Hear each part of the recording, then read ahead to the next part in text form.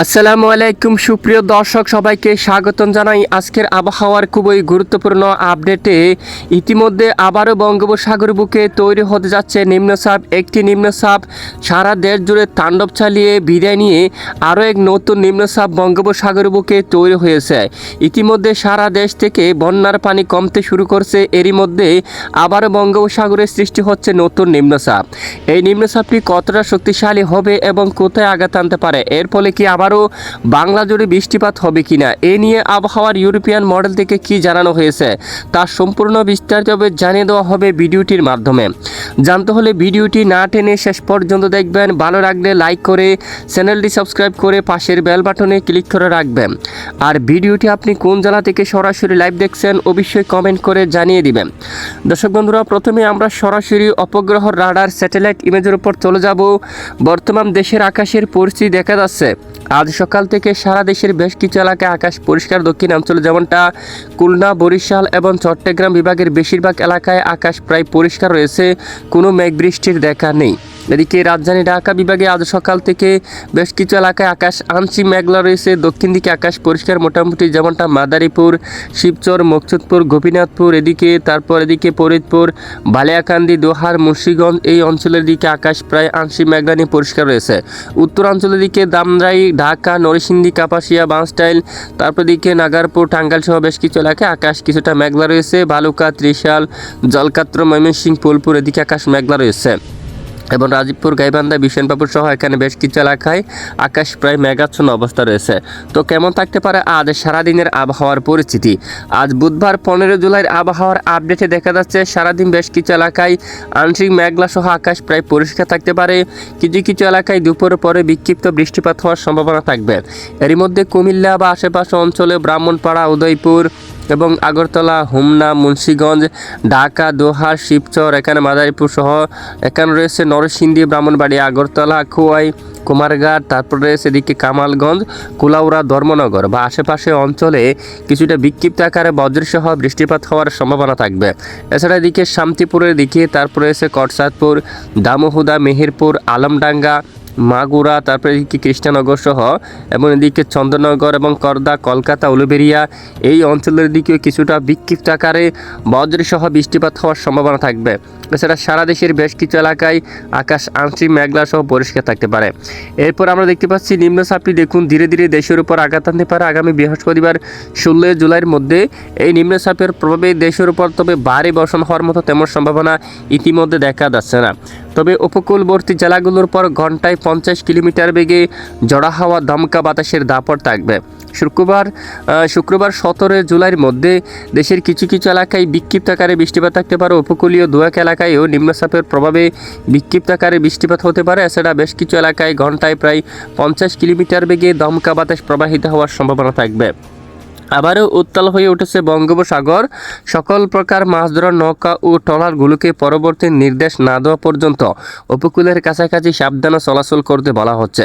কারণ এই মুহূর্তে বঙ্গোপসাগর উত্তাল হতে যাচ্ছে এবং বেশ কিছু স্থানে প্রায় ঘন্টায় 60 কিলোমিটার বেগে ঝড়ো হাওয়া, দমকা বাতাস প্রবাহিত হওয়ার সম্ভাবনা থাকবে।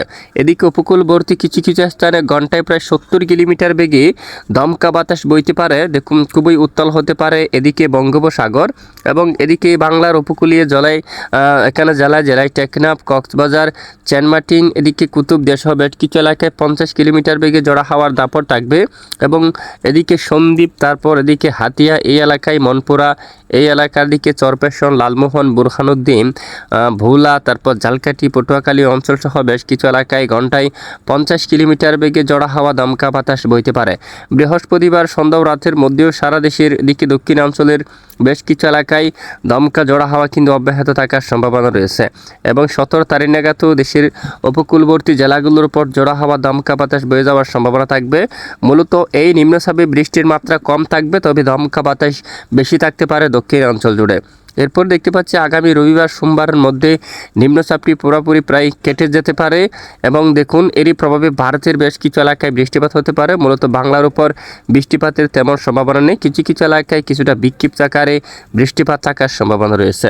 এ হচ্ছে মূলত নিম্নচাপের পরিস্থিতি। আর এই মুহূর্তে সরাসরি চলে যাব দেশের কোন কোন জেলাগুলোর উপর আজ এবং আগামীকাল কীরকম তাপমাত্রা থাকার সম্ভাবনা রয়েছে। রাজধানী ঢাকায় 28 ডিগ্রি সেলসিয়াস তাপমাত্রা থাকবে। ময়মনসিংহ বিভাগে সর্বোচ্চ প্রায় 32 ডিগ্রি সেলসিয়াস পর্যন্ত, সিলেটের দিকে প্রায় 36 ডিগ্রি সেলসিয়াস পর্যন্ত সর্বোচ্চ তাপমাত্রা থাকতে পারে। বিশনবাপুর এবং এদিকে বাগমারা এদিকে সকল এলাকায় 32 ডিগ্রি সেলসিয়াস তাপমাত্রা থাকবে। ঘোড়ারঘাট, দিনাজপুর, রংপুর, ঠাকুরগাঁও, পঞ্চগড়ের দিকে সর্বোচ্চ 32 ডিগ্রি সেলসিয়াস পর্যন্ত তাপমাত্রা থাকার সম্ভাবনা রয়েছে। খুলনা, বরিশালের দিকে সর্বোচ্চ 30 degree Celsius, Madaripur, Faridpur, Dhaka 28 degree Celsius, Senbag, Comilla এদিকে বিশেষ করে চট্টগ্রাম বিভাগের বেশিরভাগ এলাকায় 31 ডিগ্রি সেলসিয়াসের মধ্যে সর্বোচ্চ তাপমাত্রা থাকার সম্ভাবনা রয়েছে। কলকাতা, তারপর কোলাঘাট, আরামবাগ, চন্দ্রনগরে 30 degree Celsius, Bardhaman, Durgapur 34 degree Celsius, বাঁকুড়ার দিকে 33 ডিগ্রি সেলসিয়াস, পুরুলিয়া, দামবাদ, মিহিজাম, সিউড়ি, কাতুয়া এই অঞ্চলে সর্বোচ্চ 33 ডিগ্রি সেলসিয়াস পর্যন্ত তাপমাত্রা থাকার সম্ভাবনা রয়েছে। এবার আমরা সরাসরি চলে যাব দেশের কোন কোন জেলায় কী পরিমাণ বৃষ্টিপাতের সম্ভাবনা রয়েছে পরবর্তী 5 দিনের আবহাওয়া রিপোর্টে। আগামী 5 দিনের মধ্যে যদি আমরা একটু দেখি, আপাতত একটানা ভারী বর্ষণ বা বন্যার পরিস্থিতি তৈরি হওয়ার কোনো আভাস পাওয়া যাচ্ছে না। উত্তরাঞ্চলের দিকে চাতকবাজার, সিলেট, সরকাই এবং জাকিগঞ্জ, জৈন্তেপুর এখানে প্রায় 160 মিলিমিটার পর্যন্ত বা 80 মিলিমিটার পর্যন্ত বৃষ্টিপাত হওয়ার সম্ভাবনা দেখা যাচ্ছে। এবং দেখুন, এছাড়া অন্যান্য জেলাগুলোর উপর বৃষ্টির সম্ভাবনা খুবই কম দেখা যাচ্ছে। আলিপুরদুয়ার, শিলিগুড়ি এখানে হালকা মাঝারি বজ্রসহ বৃষ্টিপাতের সম্ভাবনা থাকবে। খুলনা, বরিশাল এখানে বিক্ষিপ্ত বৃষ্টিপাত থাকলে একটানা ভারী বর্ষণের আভাস নেই। চট্টগ্রাম বিভাগের দিকে যদি আমরা একটু দেখি, একটানা ভারী বর্ষণের সম্ভাবনা নেই, তবে দেশের কিছু কিছু এলাকায় আগামী 5 দিন পর্যন্ত কয়েকটি এলাকায় বিক্ষিপ্ত আকারে বৃষ্টিপাতের সম্ভাবনা থাকবে। আর এদিকে খড়গপুরের দিকে চাকুলিয়া, বারিপদা, জলছাড়া, খড়গপুর এবং এদিকে বেলডাঙ্গা এই অঞ্চলে বিশেষ করে এখানে বেশ কিছু এলাকায় বারিপদা, বালুচড়া এবং এখানে বেশ কিছু এলাকায় দেখুন মাঝারি থেকে ভারী বৃষ্টিপাত হওয়ার সম্ভাবনা থাকবে। এবং পরের 10 দিনের আবহাওয়ার রিপোর্ট যদি আমরা একটু দেখি, পরের 10 দিন আবহাওয়ার রিপোর্ট দেখলে সিলেট বিভাগের উত্তরাঞ্চলে কিছুটা ভারী বৃষ্টিপাতের সম্ভাবনা থাকবে। প্রায় দেখুন চাতকবাজার, বিশনবাপুর, জৈন্তিয়াপুর, চরকাই, জাকিগঞ্জ, তারপর চিরাপুঞ্জি এবং এদিকে শিলং এখানে বেশ কিছু এলাকায় মাঝারি থেকে ভারী বর্ষণ হতে পারে। আগামী 10 দিনের মধ্যে এখানে প্রায় 300 মিলিমিটার পার হয়ে যেতে পারে বৃষ্টির পরিমাণ। তারপর এদিকে রংপুর বিভাগের উত্তরাঞ্চলের দিকে বিশেষ করে ঠাকুরগাঁও, পঞ্চগড়, কুচবিহার এখানে রংপুর, দিনাজপুর এখানে 180 মিলিমিটার পর্যন্ত বৃষ্টিপাতের সম্ভাবনা থাকবে। ঢাকা বিভাগে খুবই কম বৃষ্টিপাত থাকতে পারে, বিক্ষিপ্ত আকারে 2 এলাকায় বৃষ্টি হতে পারে। খুলনা, বরিশাল এবং চট্টগ্রাম বিভাগের বেশিরভাগ এলাকায় 150 মিলিমিটার পর্যন্ত পরের 10 দিনে বৃষ্টিপাতের সম্ভাবনা থাকবে।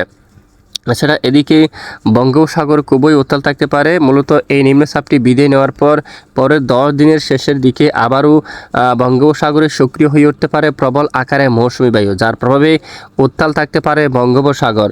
উপকূলবর্তী জেলাগুলোর পর ঘন্টায় 50 কিলোমিটার বেগে ঝোড়ো হাওয়া, দমকা বাতাসের দাপট থাকবে। তো নতুন কোনো আবহাওয়ার পরিবর্তন আসলে অবশ্যই জানানো হবে, সাথে থাকবেন। এতক্ষণ আমাদের সাথে থাকার জন্য ধন্যবাদ।